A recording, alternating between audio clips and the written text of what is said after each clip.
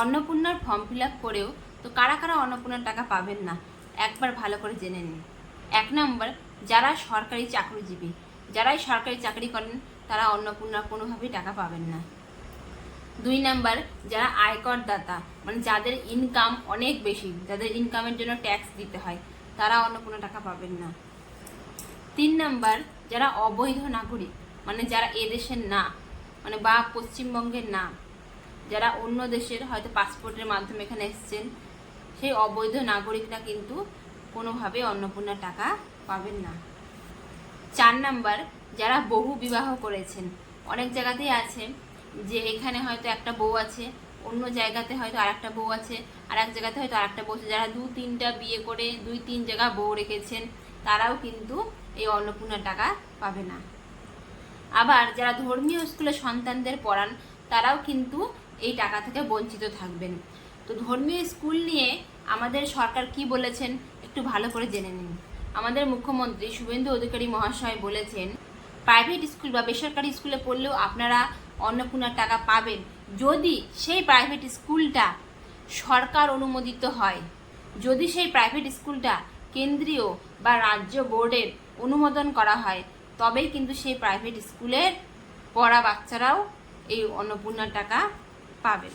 আর এমন private school তো প্রচুর আছে, কিন্তু এমন প্রাইভেট স্কুলে দেবে না যেখানে খালি ধর্মীয় শিক্ষাই হয়, খালি ধর্ম নিয়েই আলোচনা হয়, যেখানে ভারত বিরোধী কথা শেখানো হয়।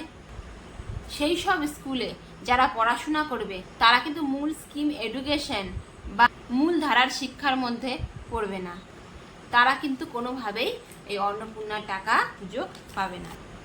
আর যেই স্কুলে ধর্মের সাথে সাথে বাংলা, ইতিহাস, ভূগোল সব কিছুই, এখানে ধর্মীয় স্কুল বলতে শুধু যে ধর্ম নিয়েই পড়ানো হবে সেই স্কুলকে কিন্তু সরকার কোনোভাবে অনুমোদিত করবে না।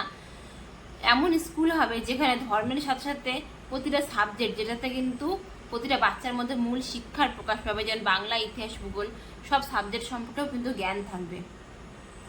তো সরকার কিন্তু সেই সব স্কুলকেই অনুমোদিত করবে।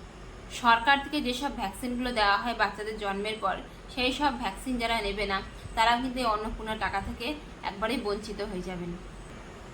7 নম্বর, যাদের কিন্তু ভোটার তালিকায় নাম নেই তারা কিন্তু অন্নপূর্ণার এই 3000 টাকা পাবেন না।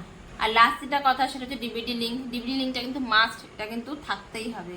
ডিবিটি লিঙ্ক মানে হচ্ছে ডাইরেক্ট বেনিফিট ট্রান্সফার, যেটা আপনাদের যে আধার কার্ড আছে সেই আধার কার্ডের সাথে ব্যাংক অ্যাকাউন্ট এমনভাবে লিঙ্ক করা থাকবে, যাকে কিন্তু সরকার ডিবিটি লিঙ্ক বলছে, যে আপনাদের ডাইরেক্ট এই ডিবিটি লিঙ্কের মাধ্যমে কিন্তু আপনাদের অ্যাকাউন্টে টাকা সরাসরি চলে যাবে।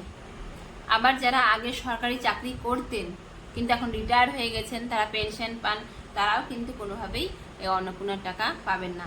তো আপনারা বুঝতে পারলেন যে ভিডিওতে যে কারা কারা অন্নপূর্ণার টাকা থেকে বঞ্চিত থাকবেন।